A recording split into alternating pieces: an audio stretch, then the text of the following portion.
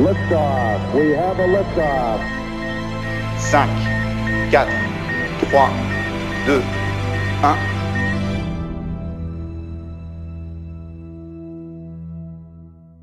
Bonjour à tous, impossible pour moi de commencer cet épisode sans vous souhaiter une très bonne année 2022.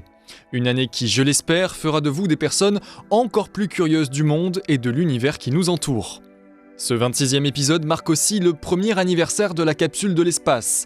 Des épisodes qui, pendant un an, nous ont emmenés à la découverte de nombreuses missions spatiales, des missions historiques, des projets surréalistes et des découvertes majeures dans l'histoire de la science et du spatial. Quel défi que de trouver un astre à la hauteur de cet anniversaire. Mars, nous y sommes déjà allés avec la mission Mars 2020, c'était aux côtés du rover Perseverance.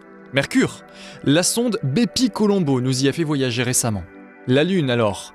Mais on a déjà eu l'occasion de parler des missions Apollo et nous reviendrons très prochainement sur le nouveau programme Artemis.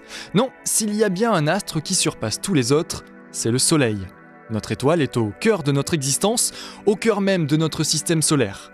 Si nous vivons sur Terre en grande partie grâce à elle, ses colères et sa puissance nous rappellent parfois l'immense supériorité de cet astre par rapport à notre petite planète bleue. Observé de tout temps par les astronomes, amateurs comme professionnels du monde entier, le Soleil nous fascine autant qu'il nous effraie. Si beaucoup d'observatoires ont tourné leurs télescopes vers notre étoile, peu de sondes ont pu s'y aventurer à proximité. Un défi que s'apprête en 2018 à relever la sonde Parker Solar Probe de la NASA.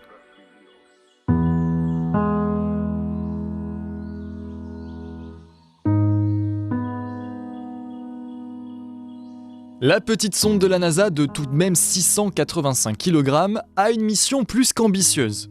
Être la première sonde à venir se rapprocher autant du Soleil pour y étudier notamment la structure des champs magnétiques à l'origine des particules du vent solaire ou encore étudier le phénomène de plasma poussiéreux observé aux abords du Soleil.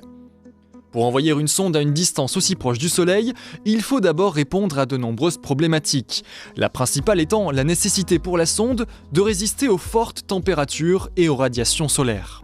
Ce sont ces problématiques qui mettront au placard la mission Solar Probe de la NASA, étudiée depuis 2005. La volonté des équipes scientifiques d'envoyer la sonde à seulement 3 rayons solaires de notre étoile, soit un peu plus de 2 millions de kilomètres, demanderont un budget beaucoup trop important pour le Congrès américain. Un projet qui ne pourra pas être financé et qui sera donc purement et simplement abandonné.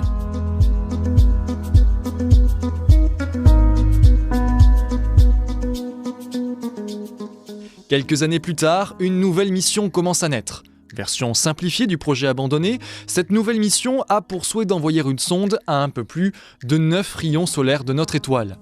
Mais pour atteindre un point aussi proche du Soleil, point encore jamais atteint par aucune sonde, il faut une vitesse et donc une énergie considérable. Le 12 août 2018, c'est le lanceur Delta IV Heavy qui propulse la sonde Parker vers sa nouvelle destination. Les concepteurs de la mission Parker Solar Probe ont décidé de placer directement la sonde sur une orbite dont le périhélie, c'est-à-dire le point le plus bas de l'orbite, est déjà très proche du Soleil. Cette caractéristique permettra d'initier très tôt le début de la mission scientifique.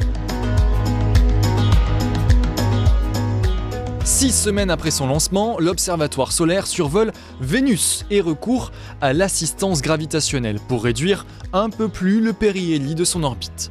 Cette manœuvre lui permettra à la fin de l'année 2018 d'effectuer son premier passage dans les régions proches du Soleil en passant à seulement 36 rayons solaires de sa surface.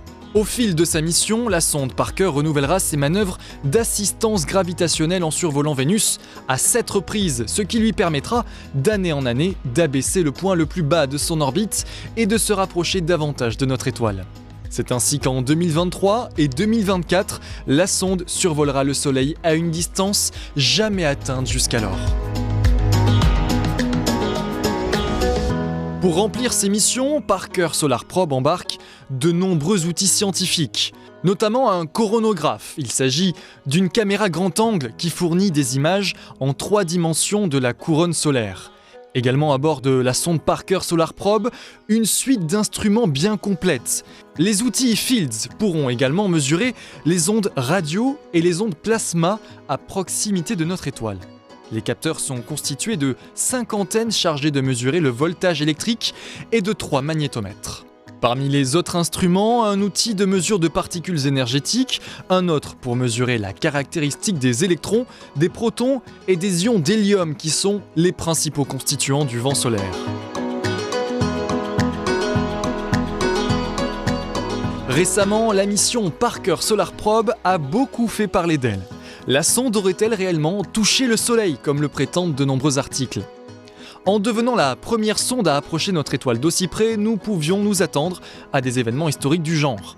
Ce qu'il faut savoir, c'est que le Soleil n'a pas réellement de surface.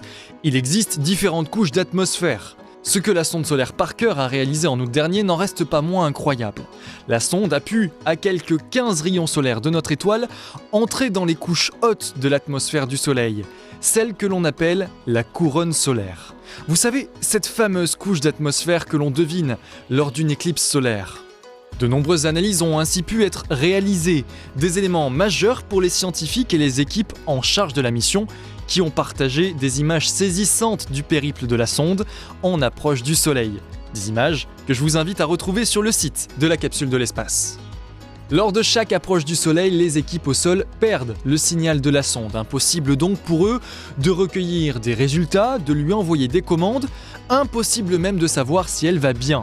Ce n'est que plusieurs jours plus tard, après être réapparue de l'autre côté de notre étoile, que la sonde renoue enfin le contact avec la Terre. Aujourd'hui, la sonde Parker Solar Probe a effectué 10 orbites complètes autour du Soleil. D'ici à 2025, le vaisseau devrait réaliser 14 nouvelles orbites, le rapprochant de plus en plus de sa cible.